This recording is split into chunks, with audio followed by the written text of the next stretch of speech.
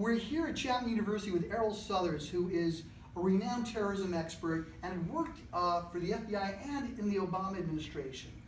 Tell us what you think is the biggest threat with regard to extremism in the United States today. You've done a lot of work on that. Well, clearly the biggest threat comes from the one that's not being talked about. And that really is the right wing. We're talking about white supremacists, neo-Nazis, skinheads. If you look at the statistics, you'll see that the propensity of officers that have been in shootings with extremists over the last 8 years have been by 83% right wing. We've seen an incredible growth in their organizations in the last several years, particularly in 2008 and 2012 when President Obama was elected and re-elected. And so I think what has happened now with the current administration is that these groups have become even more emboldened and actually come out into the open. And I think that's why we're seeing some of the quote-unquote hate crimes that are perpetuating themselves throughout the country. Now, a lot of those interactions, though, are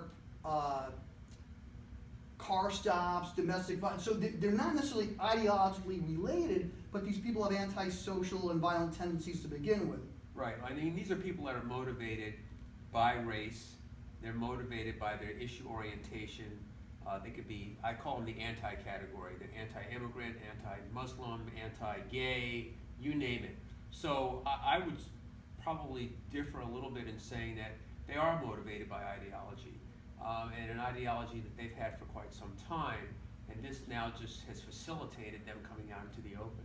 And also maybe that ideology might help trigger these routine kind of interactions with law enforcement into blowing up into more violence. Absolutely. Well, understand that these are groups too that, in addition to being motivated a whole diverse collection of ways, many of them are anti-government. So there's no better symbol of the government than day-to-day law enforcement. And these confrontations with law enforcement are increasing. And as you know, last year we had officers killed, 8 in a spate of less than 2 weeks between Dallas and Baton Rouge by black nationalists who happen to be veterans, but again, because they symbolize the American government. So I think that what we really have to get away from is this notion that our only threat is based in religion. And you've written a lot of good stuff on this. I've been speaking to plenty of FBI agents or former FBI agents, and what they've been talking to me about is something about like a reciprocal radicalism. In other words, there might be something in the right and then the left, or something from violent Salafist jihadists, and it almost feeds on each other. Our center says that the violent Salafist jihadists are at the top, but it's a big traffic jam. What do you feel about how diverse the threat matrix is with respect to across ideologies at a time when the federal government seems to be shifting more only to radical Muslims as opposed to these other extremists that might very well pose a significant threat to the United States as well? I think it's very, very diverse. In fact, there's no better example than Tamerlan Tsarnaev, who was, without question, a Muslim extremist. But we ignore the fact that he was a neo-Nazi Holocaust denier. So what we're seeing now are even hybrids.